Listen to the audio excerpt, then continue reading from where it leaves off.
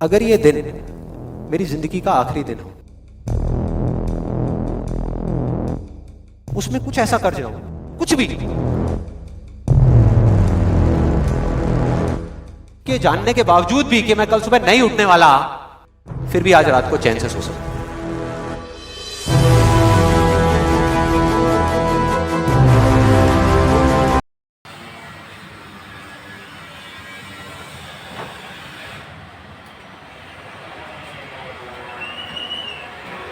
Hi friends, स्वागत है आपका अपना YouTube channel Pankaj education family में।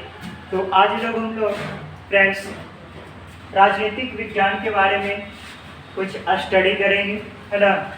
राजनीतिक विज्ञान क्या है, इसके बारे में कितना इम्पोर्टेंट हमारा एग्जाम में ये कितना इम्पोर्टेंट है, उस पर कुछ बातचीत करेंगे। तो सबसे पहले ये जो राजनीतिक विज्ञान है ये आपको एग्जाम के पॉइंट ऑफ व्यू से बहुत मायने रखता है बाबू, है ना। इससे 8 नंबर का भी सब्जेक्टिव पूछ लेता है, 8 से 10 नंबर, और ऑब्जेक्टिव इससे करीब मिलाकर 15 से 17 नंबर मार्क्स आ जाता है ना। तो ये हमारे एग्जाम के पॉइंट ऑफ व्यू से वेरी इम्पोर्टेंट है, इसको मिस ना करें, है ना। तो इसको हम लोग पढ़ेंगे राजनीतिक विज्ञान के बारे में। तो क्या है राजनीतिक विज्ञान, है ना। इसको आप नागरिक शास्त्र भी कर सकते हो, नागरिक शास्त्र भी कर सकते हो। राजनीतिक यानी कि इसमें राजनीतिक के बारे में स्टडी करेंगे, है ना, राजनीतिक के बारे में।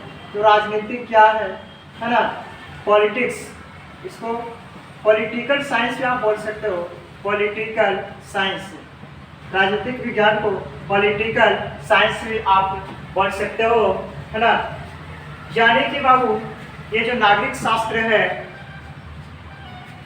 ये बहुत एग्जाम के पॉइंट ऑफ व्यू से इम्पोर्टेंट है ना। तो देखिएगा राजनीतिक विज्ञान में हम लोग अपने हक और अधिकार के बारे में जानेंगे, है ना। इसके साथ साथ हम लोग को ये जीने का एक नया तरीका सिखाता है बाबू। राजनीतिक विज्ञान बहुत इम्पोर्टेंट हम लोग के लाइफ में है। तो देखिए आपको इसमें राजनीतिक विज्ञान में पहला चैप्टर ये बाबू नाम है पार्ट 1 है, पार्ट 1 लोकतंत्र में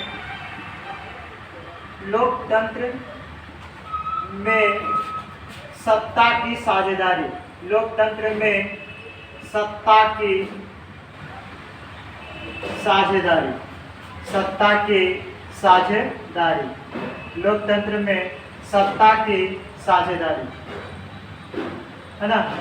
लोकतंत्र में सत्ता की साझेदारी ये लेसन 1 है आपको, आपके सिलेबस का लेसन 1 है ना। तो बहुत इम्पोर्टेंट है, इससे बहुत अच्छे खासे मार्क्स आपको आते हैं एग्जाम में, इसलिए आप इसको बहुत बेहतरीन तरीके से स्टडी करें, है ना। इसको आप मिस ना करें।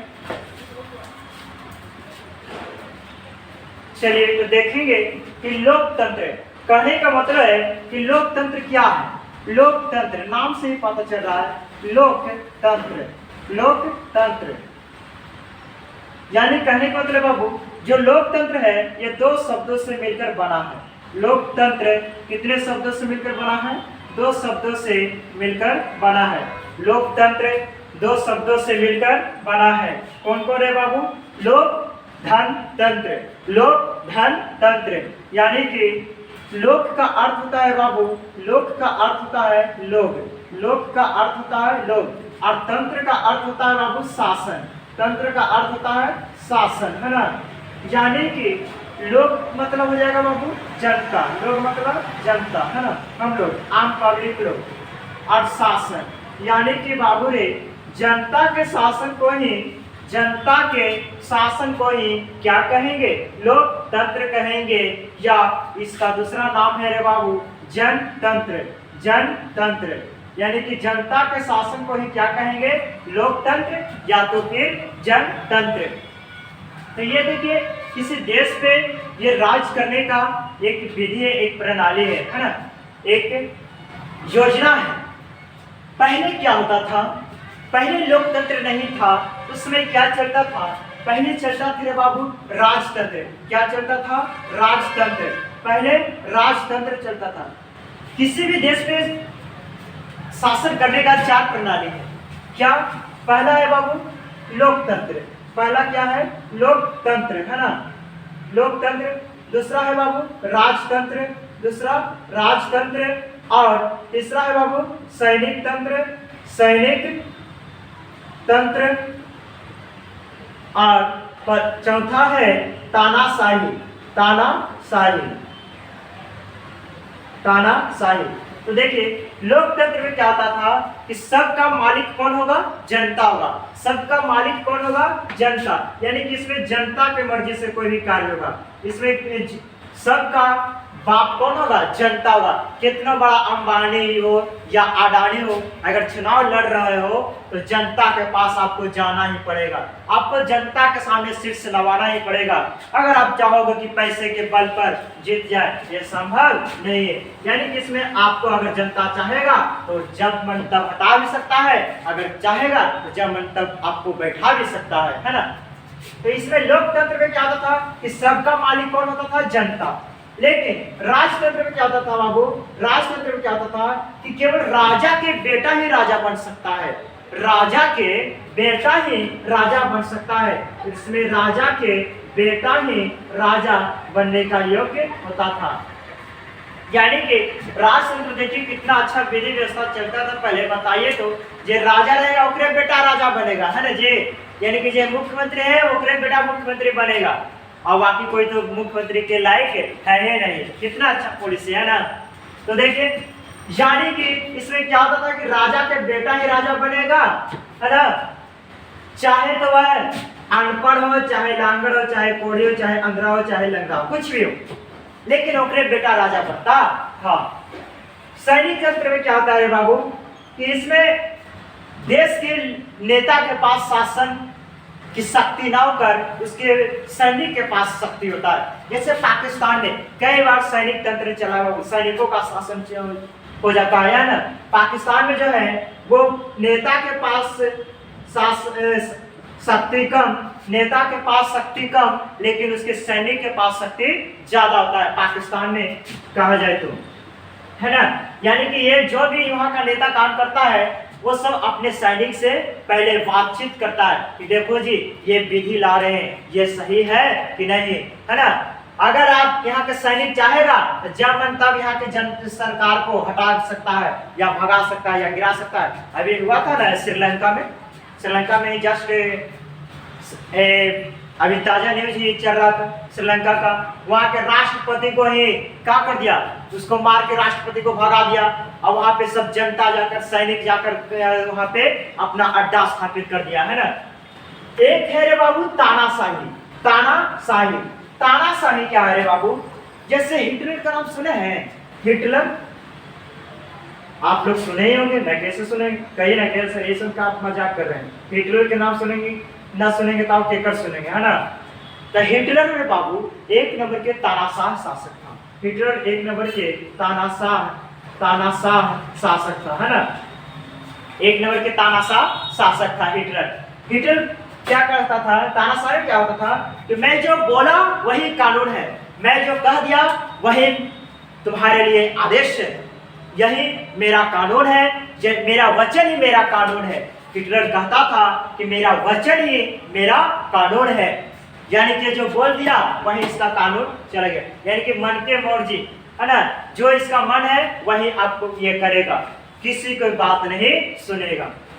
तो देखिए आगे चलते हैं। लेकिन इनमें से सबसे अगर बेटर माना जाए तो कौन है बाबू? सबसे अच्छा कौन है? लोकतंत्र ना, सबसे बढ़िया है लोकतंत्र, है ना। सबसे अच्छा माना जाए तो लोकतंत्र है ना, इससे बढ़िया कुछ नहीं। लेकिन अभी भी वहां चलता है पगला किम जोंग उन, कौन है जी? उत्तरी कोरिया, उत्तरी कोरिया के राष्ट्रपति है जी, उत्तरी कोरिया के किम जोंग उन। वो बड़ा है, वो पगला कहीं कब कभी सनक जाता है कोई ठीक नहीं। वो युद्ध होता है तो भाग जाता है, पहाड़ में लुक जाता है तो इधर छिप जाता है। फिर कोरोना लॉकडाउन में कोरोना काल था तो उसने क्या कहा कि अगर कोई भी बॉर्डर पर से यानी कि हमारे देश में घुसने का प्रयास करेगा तो उसको वहीं गोली मार दिया जाएगा। बताइए, कहा कि अगर कोई भी हमारे देश में कोरोना को लेकर घुसने का प्रवेश करेगा तो उसको वहीं शूट कर दिया जाएगा। इतना ये संकेत पगला है ना। लेकिन ये जितना दिखावा में है, मोटा गया है। खाली कहा जाता है ना कि मोटा देख के हटे ना, पतरा देख के सटे ना, वही हाल है। मोटा गया है छोटा खा के, लेकिन इसको उतना धैर्य शक्ति नहीं है। चलिए, यानी कि लोकतंत्र कितने शब्दों से मिलकर बना है? 2 शब्दों से मिलकर बना है, लोक और तंत्र। लोक का अर्थ होता है जनता और तंत्र का अर्थ होता है शासन। यानी कि जनता के शासन को ही क्या कहते हैं? लोकतंत्र कहते हैं। जनता के शासन को ही क्या कहते हैं? लोकतंत्र कहते हैं। बाबू, और अगर देखा जाए इसका इंग्लिश होता है डेमोक्रेसी। लोकतंत्र को डेमोक्रेसी इंग्लिश में बोला जाता है, या डेमोक्रेसिया।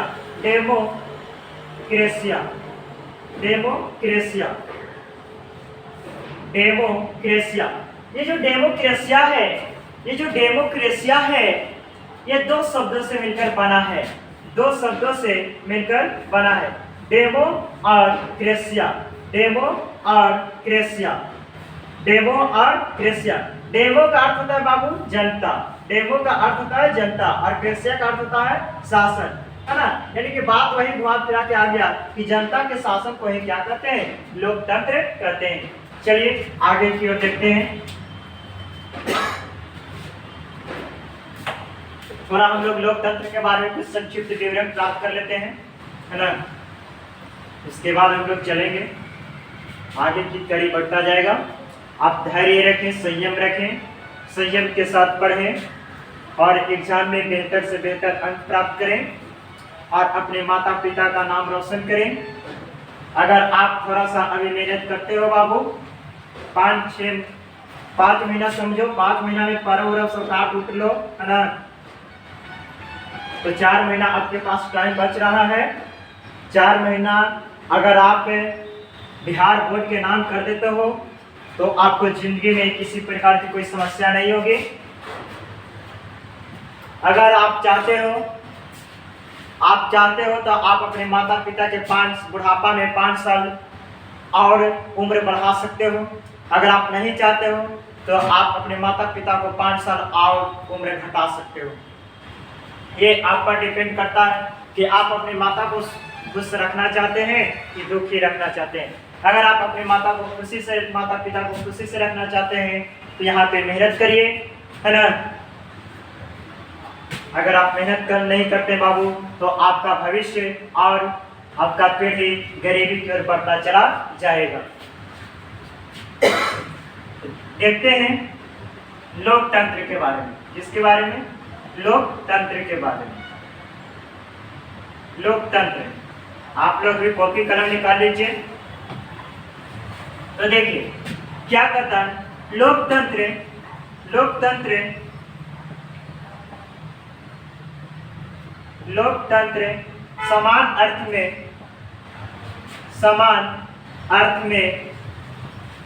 समान अर्थ में डेमोक्रेसिया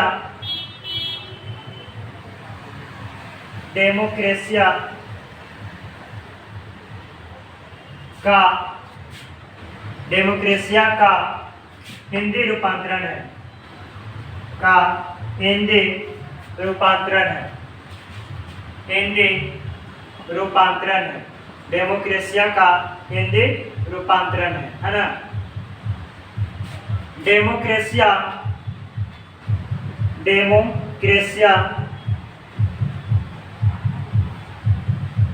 2 शब्दों से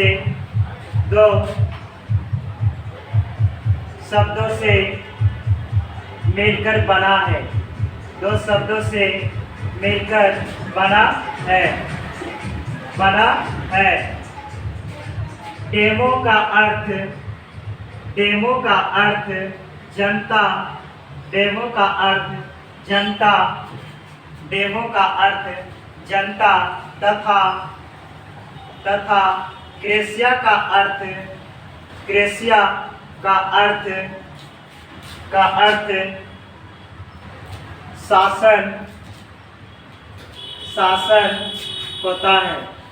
शासन होता है अर्थात जनता के शासन को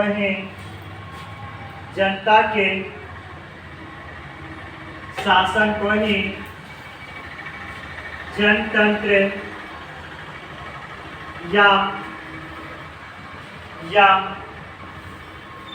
लोकतंत्र कहते हैं। यानी कि लोकतंत्र समान अर्थ में डेमोक्रेसिया का हिंदी रूपांतरण है। डेमोक्रेसिया दो शब्दों से मिलकर बना है। कौन कौन? डेमो और क्रेसिया। डेमोक्रेसिया का अर्थ होता है जनता। और डेमो का अर्थ होता है जनता और क्रेसिया का अर्थ होता है शासन। यानी कि जनता के शासन को ही क्या कहते हैं? लोकतंत्र कहते हैं, है ना। जनता के शासन को ही क्या कहते हैं? लोकतंत्र कहते हैं। आगे चलेंगे तो आगे आते हैं एक अमेरिकी भूतपूर्व राष्ट्रपति अब्राहम लिंकन, है ना।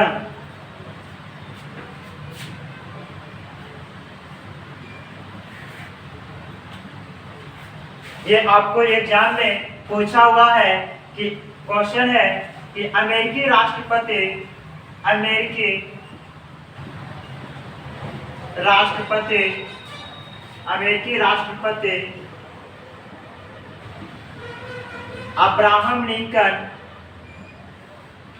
अब्राहम लिंकन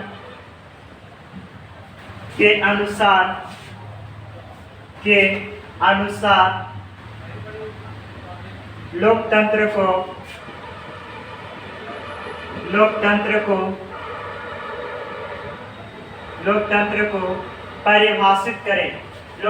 को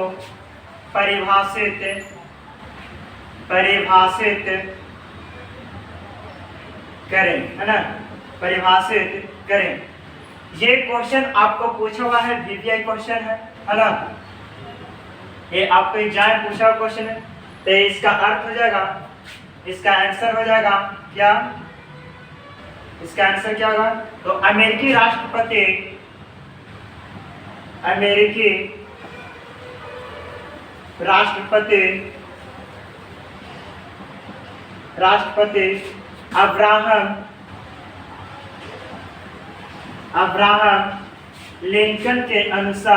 अब्राहम लिंकन के अनुसार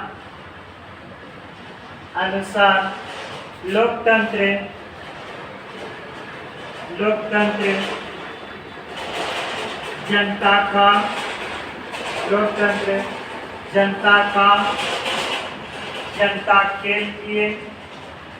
जनता के लिए तथा जनता के द्वारा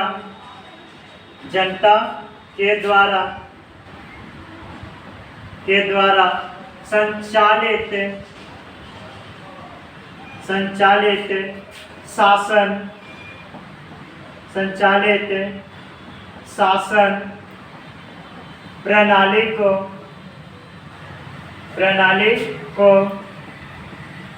लोकतंत्र कहते हैं। ये कथन किनका था? ये अब्राहम लिंकन का था। अब्राहम लिंकन कौन थे? तो अमेरिकी राष्ट्रपति थे। ये आपको एग्जाम में पूछा क्वेश्चन है, इस पर विशेष ध्यान दीजिएगा, है ना। आगे देखिए इसको।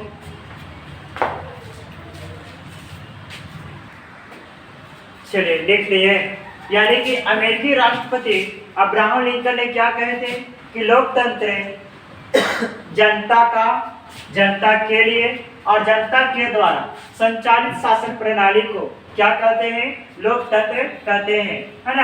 यानी कि इसमें सबका मालिक कौन होगा, जनता होगा, जनता के अनुसार ये सब चलेगा। अगर आपको मन में विश्वास आ रहा हो, ख्याल आ रहा होगा कि क्या कि सर प्रधानमंत्री है, प्रधानमंत्री जो है, प्रधानमंत्री एक बार प्रधानमंत्री बन गए तो हमेशा के लिए बन गए नहीं। ये जो भी कार्य करते हैं क्या ये अपने मन के अनुसार काम करते हैं, नहीं। जो भारतीय संविधान में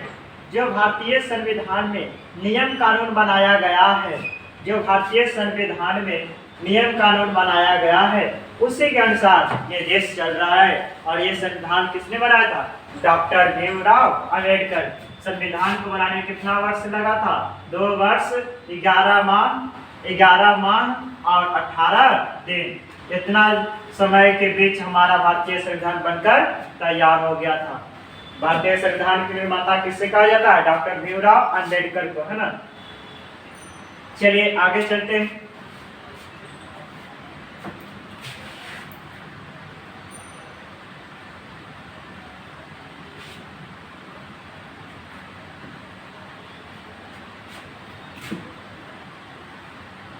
इसको आप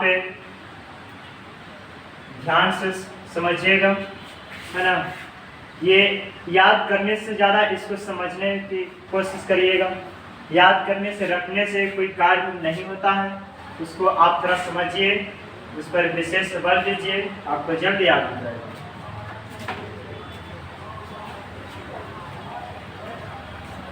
क्वेश्चन है कि सामाजिक विभाजन कब होता है, सामाजिक विभाजन कब होता है। क्वेश्चन है क्या कि सामाजिक विभाजन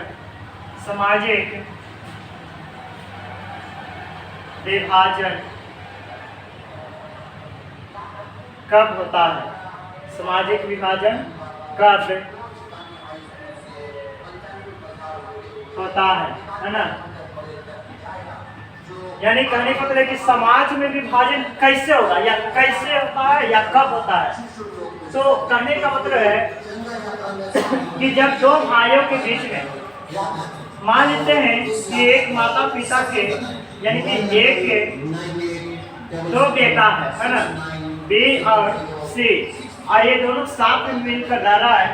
तो अगर ए सी को ज्यादा मान करेगा, अगर ए सी को ज्यादा मान करेगा तो जाहिर सी बात है कि अगर ए बी को ज्यादा मान करेगा तो जाहिर सी बात है कि सी क्या हो जाएगा, अलग हो जाएगा। कह रहे ये तो खाली एकरे ज्यादा मान देता है ना, इसलिए हम रहेंगे काला साथ है, हम अपना अलग हो जाते हैं। यानी कहने का मतलब है कि जब एक तरह के सामाजिक अंतर किसी दूसरे तरह के सामाजिक अंतर से भेद दिखाई देता है, अर्थात अलग दिखाई देता है, तो वहाँ सामाजिक विभाजन उत्पन्न होता है। तो वहाँ सामाजिक विभाजन उत्पन्न होता है। देखिएगा कि जब एक तरह के सामाजिक विभाजन, आंसर, जब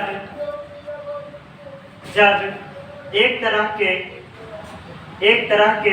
सामाजिक विभाजन, जब एक तरह के सामाजिक विभाजन, जब एक तरह के सामाजिक विभाजन, तरह के सामाजिक विभाजन, जब एक तरह के सामाजिक अंतर, जब एक तरह के सामाजिक अंतर लिखिएगा, तरह के सामाजिक अंतर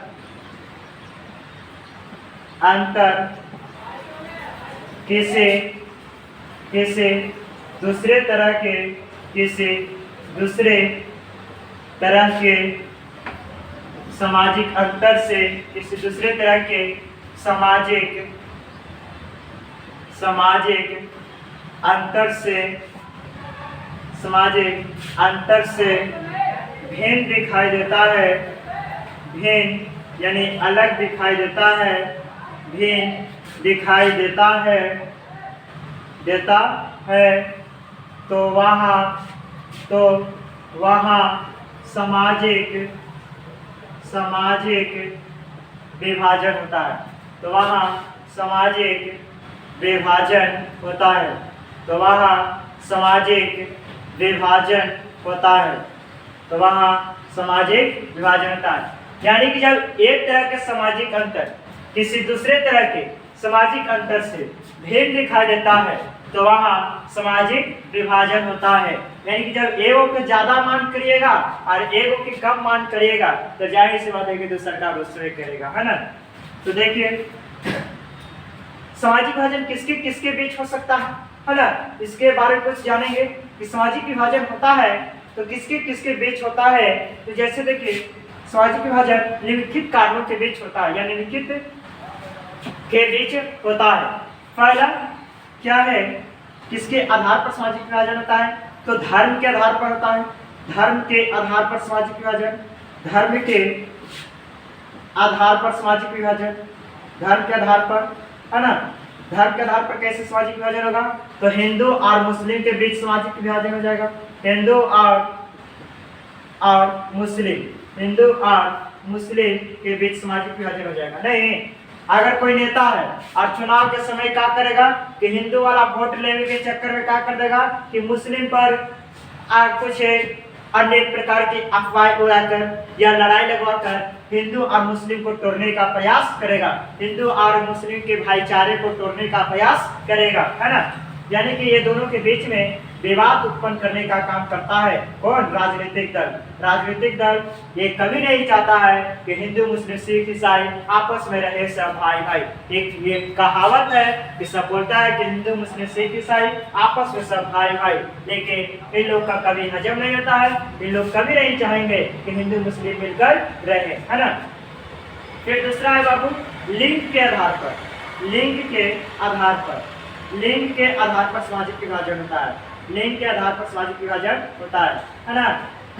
लिंग के आधार पर सामाजिक विभाजन, तो लिंग के आधार पर सामाजिक विभाजन कैसे होगा, स्त्री और पुरुष के बीच सामाजिक विभाजन, स्त्री और पुरुष के बीच, है ना। स्त्री और पुरुष के बीच सामाजिक विभाजन होगा लिंग के आधार पर।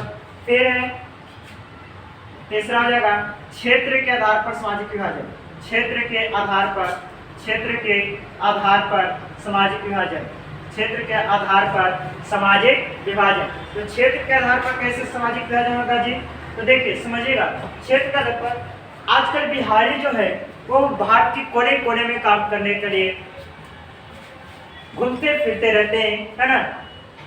आपको आए दिन खबर मिलते रहता है कि कभी गुजराती बिहारी को मार के भगा रहा है, तो कभी चेन्नई से बिहार को मारकर भगा रहा है, बिहारी को मारकर भगा रहा है ना।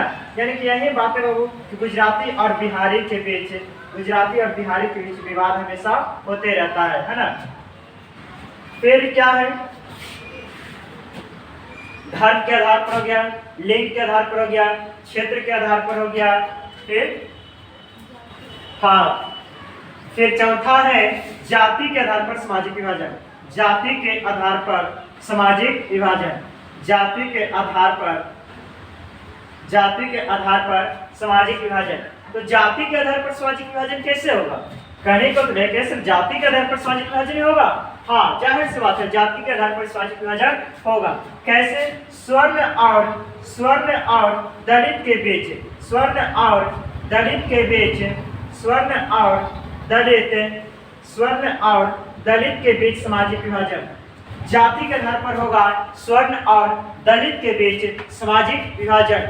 यानी कि स्वर्ण उच्च कैटेगरी के लोग कभी नहीं चाहेगा कि दलित निम्न कैटेगरी के लोग आगे बढ़े, या जिस प्रकार से सरकार कभी नहीं चाहती है कि देश की जनता क्या हो, शिक्षित हो। ये देश की जनता कभी नहीं चाहती है कि सरकार कभी नहीं चाहेगी कि शिक्षित हो। अगर वह शिक्षित हो जाएगा तो उसकी रैली में झंडा टांगने पहुंच जाएगा, है ना। अगर वह शिक्षित हो जाएगा तो वह अपने काम में लगने लगेगा। अगर वह शिक्षित हो जाएगा तो फिर वह अपने हक और अधिकार की बात करने लगेगा। अगर वह शिक्षित हो जाएगा तो वह हमारी सारी पोल को जान जाएगा। इसलिए सरकार कभी नहीं चाहती है कि देश की जनता क्या हो, शिक्षित हो, है ना। आगे चलते हैं।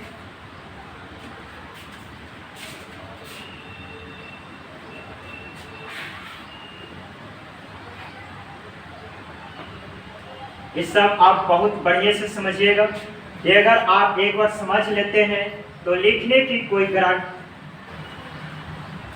जरूरत ही नहीं पड़ेगा, ये मेरा गारंटी है। अगर आप बढ़िया से समझ लेते हैं, इतने आसान भाषा में आपको कहीं नहीं मिलेगा, है ना। ये किताबी कीड़ा नहीं है कि रट लीजिए और आप जाके वहाँ लिख लीजिएगा। अगर किताबी भाषा को आप रट लेते हैं तो आपको एग्जाम में भी वो इसने नंबर मिलेगा, है ना। इसलिए आप अपने मन की बात लैंग्वेज बनाइए, आप खुद अपने मन से लिखिए, है ना, वो ज़्यादा बेटर रहेगा।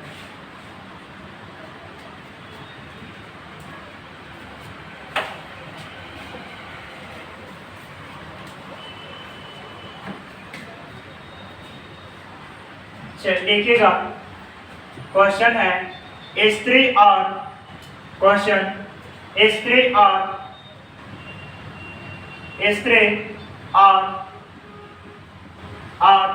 पुरुष के बीच, स्त्री और पुरुष के बीच, स्त्री और पुरुष के बीच भेदभाव को बताएं। स्त्री और पुरुष के बीच भेदभाव को बताएं, भेदभाव को बताएं। स्त्री और पुरुष के बीच भेदभाव को बताएं, है ना। स्त्री और पुरुष के बीच भेदभाव को बताएं, यानी किस प्रकार से स्त्री और पुरुष के बीच भेदभाव हो रहा है ना, इसके बारे में बताने के लिए कह रहा है कि स्त्री और पुरुष के बीच भेदभाव कैसे हो रहा है, स्त्री और पुरुष के बीच भेदभाव कैसे हो रहा है ना। तो स्त्री और पुरुष के बीच भेदभाव को बताएं।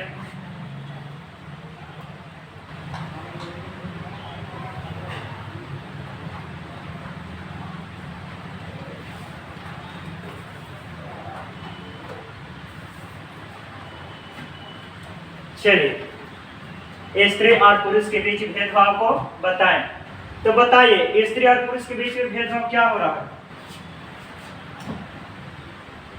समझिएगा। स्त्री और पुरुष के बीच काफी सारे भेदभाव है। एक तरफ अगर स्त्री को लिया जाए और एक तरफ पुरुष, तो इन दोनों के बीच आसमान जमीन का फर्क है ना।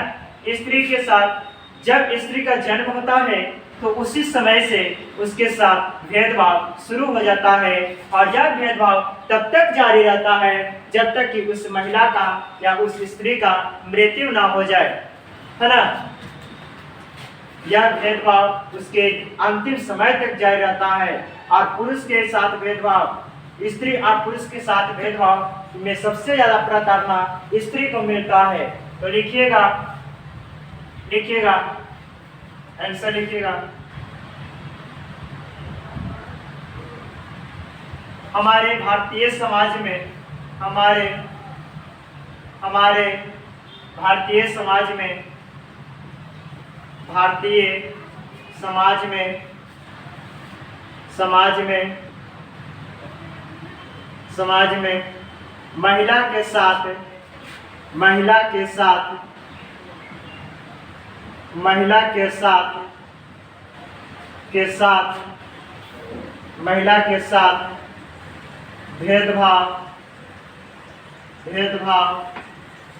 महिला के साथ भेदभाव उसी समय से प्रारंभ हो जाता है। भेदभाव उसी समय से प्रारंभ हो जाता है, प्रारंभ हो जाता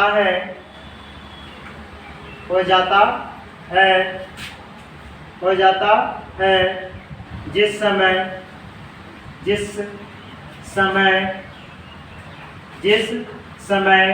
उस महिला के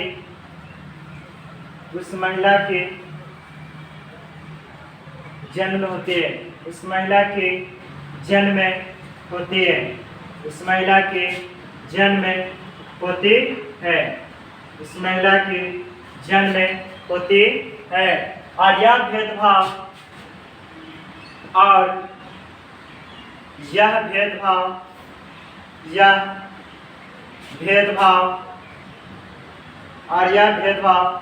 तब तक जारी रहती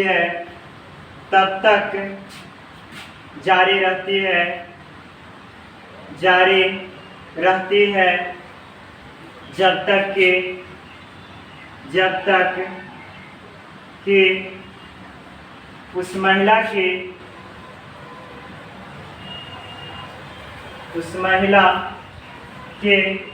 मृत्यु न हो जाए, उस महिला की मृत्यु न हो जाए, उस महिला की मृत्यु न हो जाए।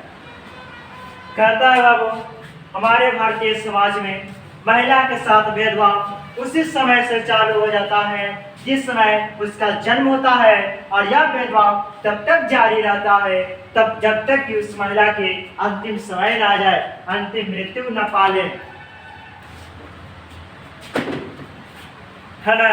यानी कि ये हमारे समाज में महिलाओं के साथ अत्यधिक भेदभाव होता है बाबू, इसलिए इसको हम लोग को दूर करना है ना। इसको देखिएगा, इसको बंद करो, बंद करो।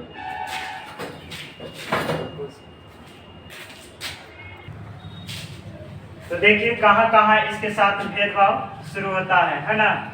यानी कहता है कि हमारे समाज में, हमारे भारतीय समाज में महिला के साथ भेदभाव उसी समय से प्रारंभ हो जाता है जिस समय उस महिला की जन्म होती है। यानी कि जिस समय उस महिला की जन्म होती है रे बाबू, उसी समय से उसके साथ भेदभाव प्रारंभ हो जाता है, और यह भेदभाव तब तक जारी रहता है जब तक कि उस महिला की मृत्यु ना हो जाए, है ना। जब तक उस महिला की मृत्यु ना हो जाए, है ना। तो जैसे में कहाँ कहाँ इसके साथ भेदभाव होता है, तो पहला देखिएगा, खान पान के समय भेदभाव, खान पान के समय, पहला लिखिएगा खान पान के समय भेदभाव, खान पान के समय, खान पान के समय भेदभाव, खान पान के समय भेदभाव, है ना। फिर दूसरा लालन पालन के समय भेदभाव, लालन पालन के समय, लालन पालन के समय भेदभाव, लालन पालन के समय भेदभाव, लालन पालन के समय भेदभाव, है ना। तीसरा है शादी विवाह के समय भेदभाव, शादी विवाह के समय भेदभाव, शादी विवाह के समय भेदभाव।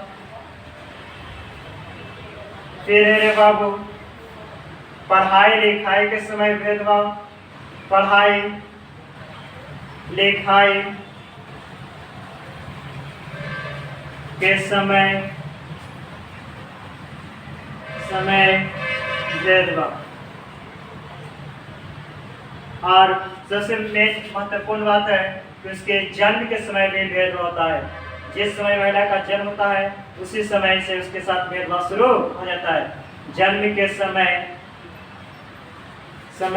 भेदभाव, जन्म के समय भेदभाव, है ना।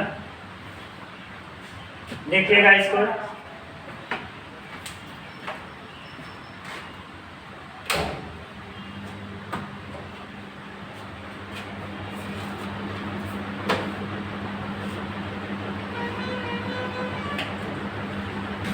खान पान के समय भेदभाव, लालन पालन के समय भेदभाव, शादी विवाह के समय भेदभाव, पढ़ाई लिखाई के समय भेदभाव, जन्म के समय भेदभाव, है ना।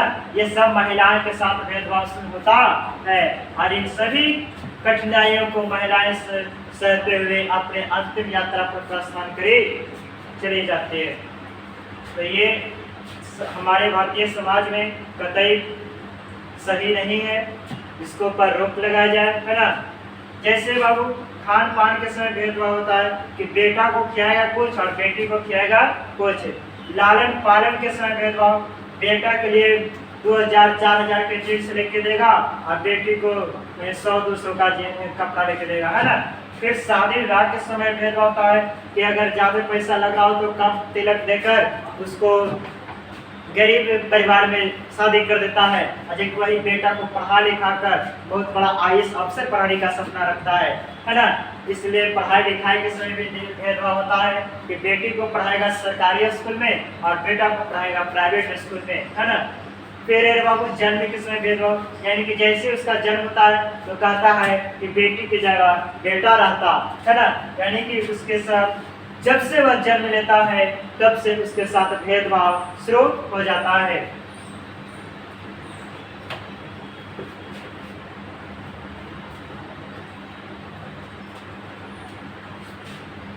चलिए, एक क्वेश्चन है जो बहुत इंपॉर्टेंट है, देखिएगा जरा, बहुत बहुत इंपॉर्टेंट है, ये आपको पूछा हुआ भी एग्जाम में है बाबू। इसको रिवाइज कर दीजिएगा, बताते हैं। अरे सभी चीज़ों को आप बारीकी से एकदम ध्यान से समझिए। किसी प्रकार की अगर दिक्कत हो तो कमेंट करके बोलिए, मैं आपकी समस्याओं को दूर करने का प्रयास करूंगा। जितना मुझसे बनेगा मैं आपका सहयोग करूंगा और आप भी हमें सहयोग करें, है ना। आप इस वीडियो को अपने फ्रेंड्स के साथ शेयर करें और उन्हें बताएं कि यहाँ फ्री ऑफ कॉस्ट इस चैनल पे आपको हर सब्जेक्ट का वीडियो प्राप्त होगा, है ना। इसमें आपकी कोई दुविधा नहीं है, इसमें कोई दो राय नहीं है। आप बहुत अच्छे तरीके से बिहार बोर्ड 2024 का तैयारी कर सकते हैं। आप अच्छे से अच्छे मार्क्स आप ला सकते हैं। देखिएगा, एक बहुत इंपॉर्टेंट क्वेश्चन है, भ्रूण हत्या क्या है? भ्रूण हत्या क्या है? ये इसी पर रिलेटेड है। भ्रूण हत्या क्या, ये पिछला क्वेश्चन बताएं, उसी पे रिलेटेड है। एक भ्रूण हत्या क्या है? भ्रूण हत्या क्या है ना? भ्रूण हत्या क्या? भ्रूण हत्या क्या? कहने का मतलब कि भ्रूण मतलब समझ रहे हैं,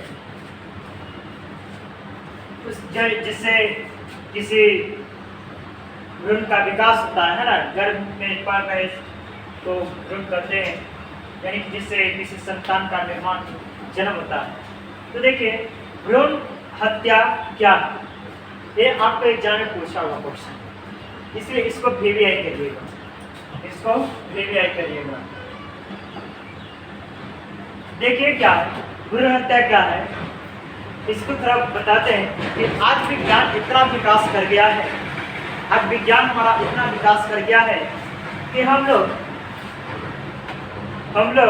जो है वो किसी संतान को जन्म लेने से पहले ही जान जाते हैं कि गर्भ में पल रहा बच्चा या गर्भ में पल रहा संतान बेटा है कि बेटी।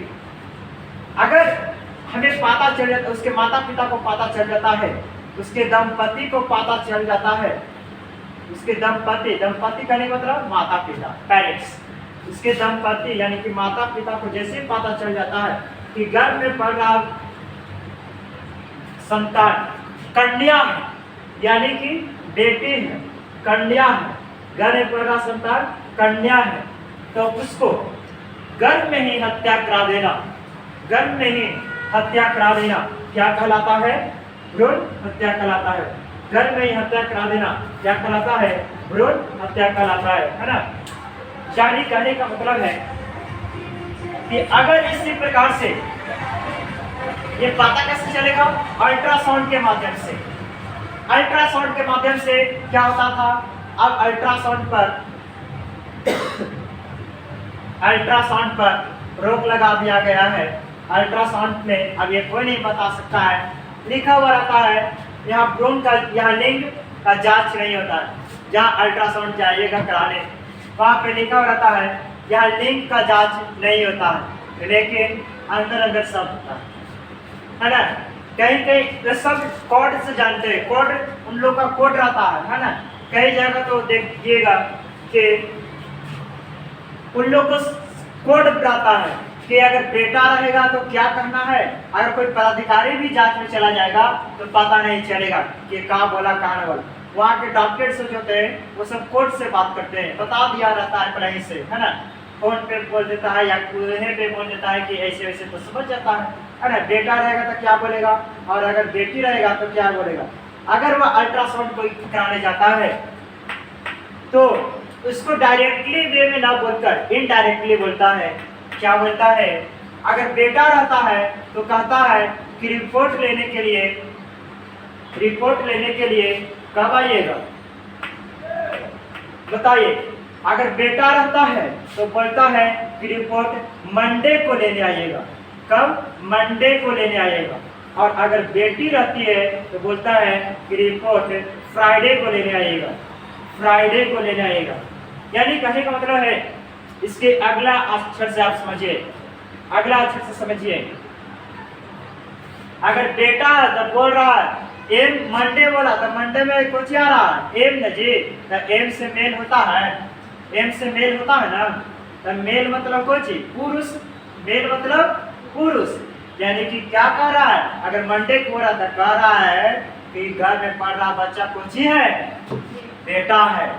और अगर वह कहता है कि रिपोर्ट फ्राइडे को लेने आइएगा, तो यानी कि बोल रहा है कि घर में पढ़ रहा बच्चा क्या है, फीमेल है। क्या है, फीमेल है, यानी कि वह स्त्री है। देखिए कैसे कैसे कोर्ट से सब डॉक्टर आजकल कितने को हत्या कर रहा है ना। अगर इसी प्रकार से बेटी का हत्या होते जाएगा, किसी स्त्री का हत्या होते जाएगा, कन्या का हत्या होगा, तो फिर आने वाला समय में यह धरती विनाश की ओर चला जाएगा। ये जो धरती है, ये जो संसार है, जस्ट लाइक एक साइकिल की तरह चलता है। हमारा जो समाज है वह साइकिल की तरह चलता है। साइकिल जिस प्रकार से चलता है ठीक उसी प्रकार से हमारा समाज चलता है। हमारा समाज भी साइकिल की तरह चलता है। कैसे, क्योंकि साइकिल के भी दो पहिए होते हैं, साइकिल के दो पहिए होते हैं। अगर ये दोनों में से किसी एक पहिया, साइकिल के दो पहिया में से किसी एक पहिया पंक्चर हो जाता है तो साइकिल जल्द, संभावना है कि साइकिल क्या जाएगा, जल्द बिगड़ने की संभावना है ना। तो ठीक उसी प्रकार से हमारे समाज में स्त्री और पुरुष को होना अति आवश्यक है ना। स्त्री और पुरुष को होना अति आवश्यक है, तब हमारा ये संसार या हमारा समाज बढ़िया से चल पाएगा, है ना। इसके लिए अगर आप कन्या ही नहीं रहेगा तो फिर शादी किससे होगा, है ना। अगर कन्या ही नहीं रहेगा तो हाथ में कलाई कौन बांध देगी, बहन कहाँ से लाओगे। अगर कन्या ही नहीं रहेगा तो बहू कहाँ से लाओगे। इसलिए कन्या लिंग भ्रूण हत्या पर रोक लगाना चाहिए। सरकार तो अल्ट्रासाउंड पर रोक लगा दिया है, लेकिन जो कमीनापन लोग होते हैं, है ना, जो पैसे के लालची होते हैं, वे पता नहीं अपने पैसे के लालच में कितने की हत्याएं कर रहे हैं, है ना। जबकि ये क्या है, कानूनन अपराध है। चलिए लिखिएगा, आंसर लिखिएगा। आज विज्ञान के विकास के कारण, आंसर लिखिएगा, भ्रूण हत्या क्या है, लिखिएगा। आज विज्ञान के विकास के कारण, विज्ञान के विकास के कारण, आज विज्ञान के विकास के कारण गर्भ में किसी महिला के गर्भ में, किसी महिला के गर्भ में, महिला के गर्भ में पल रहे बच्चे का लिंग निर्धारण हो जाता है। लिंग निर्धारण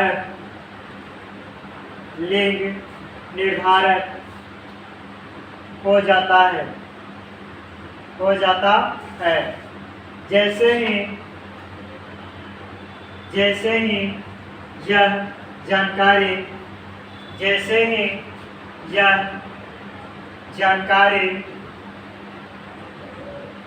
जानकारी उसके दंपति को पता चलता है, दंपति को पता चलता है कि गर्भ में पल रहा संतान गर्भ पल रहे संतान कन्या है यानी स्त्री है, कन्या है तो उसे गर्भ में ही हत्या करा देना ये भ्रूण हत्या कहलाता है। गर्भ में हत्या करा देना ही भ्रूण हत्या कहलाता है, जबकि यह कानूनन अपराध है, जबकि यह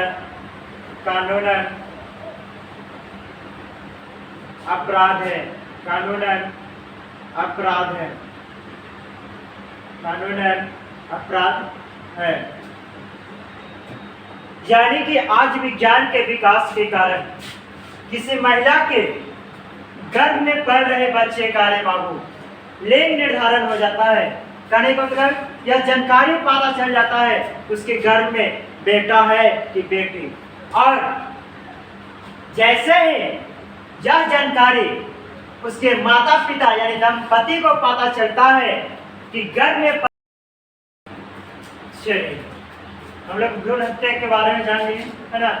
फिर आगे की ओर बढ़ते हैं कि भारत में किस प्रकार के जातिगत असमानताएं जारी है। भारत में किस प्रकार के जातिगत असमानताएं जारी है ना। क्वेश्चन है, देखिएगा, भारत में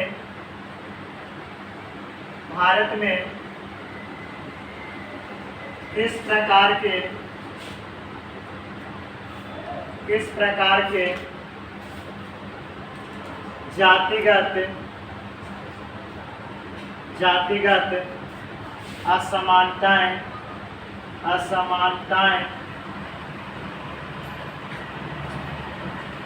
के जातिगत असमानताएं जारी है ना।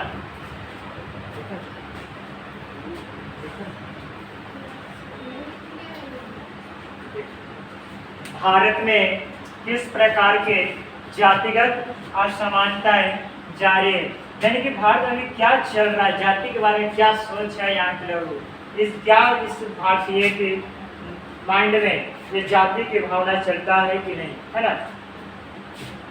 तो देखिए, आज पूरे विश्व में बाबू जातिगत असमानताएं जारी है ना। विश्व के जो है वो विश्व के सभी देशों में जातिगत असमानताएं जारी है। आंसर लिखिएगा कि विश्व के सभी देशों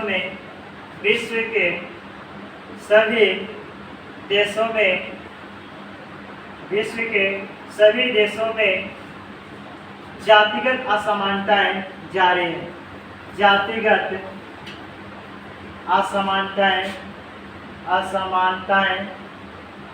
जातिगत असमानताएं जारी है।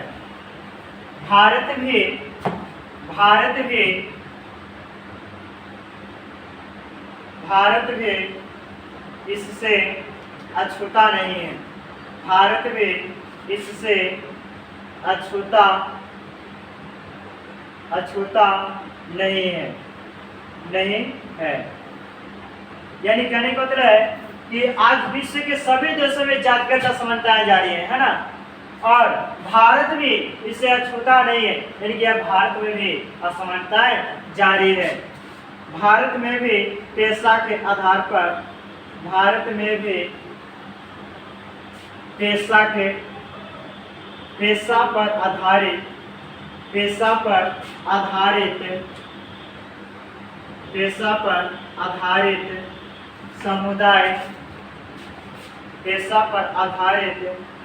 समुदाय जाति कहलाती है।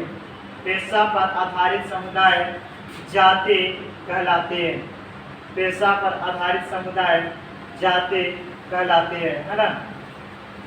यानी कि जब पेशा करने मतलब उसके काम पर भारत में क्या है, उसके काम जिस प्रकार से वह काम कर रहा है उस पर उस काम के अनुसार उसको जाति में बांट दिया कि अगर तू ज्ञान देने के काम कर रहा है तो ब्राह्मण है, अगर तू देश को रक्षा करने का काम कर रहा है या राज्य को रक्षा करने का काम कर रहा है तो तू क्षत्रिय है, अगर कोई भैंस चरा रहा है उसको ग्वाला कर रहा है, अगर कोई सुअर चरा रहा है उसको मांझी कर रहा है, अगर कोई मट्टी कोड़ रहा है उसको बीन कर रहा है या बेलदार कर रहा है, अगर कोई मछली मार रहा है उसको मछुआरा कर रहा है, अगर कोई घैला पार रहा है उसको कुम्हार कर रहा है ना। तो इस प्रकार से भारत में पेशा के आधार पर यानी कि उसके काम के आधार पर जाति में बांटा गया, है ना। लिखिएगा, अगर एक जाति के लोग, अगर एक जाति के पेशा, एक जाति के पेशा, अगर एक व्यक्ति का पेशा, अगर एक व्यक्ति लिखेगा, अगर एक व्यक्ति का पेशा, अगर एक व्यक्ति का पेशा किसी दूसरे व्यक्ति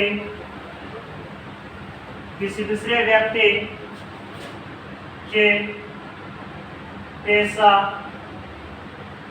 से मिलता था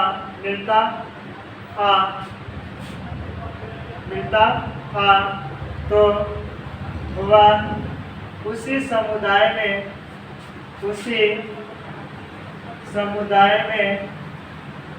समुदाय में वह अपने बेटा एवं बेटी का शादी विवाह करता था, शादी विवाह करता था। किसी दूसरे समुदाय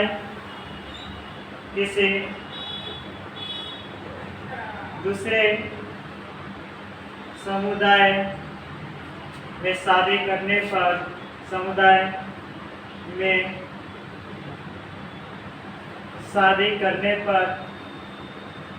करने पर उसे जात से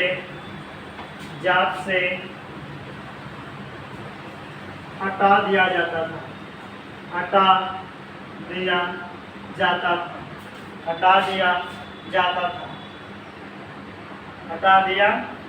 था। कहने का मतलब है कि भारत के विश्व के सभी देशों में जातिगत असमानताएं जारी है ना। भारत भी इससे अछूता नहीं है। भारत में भी पेशा पर आधारित समुदाय जाति कहलाते हैं। अगर एक व्यक्ति का पेशा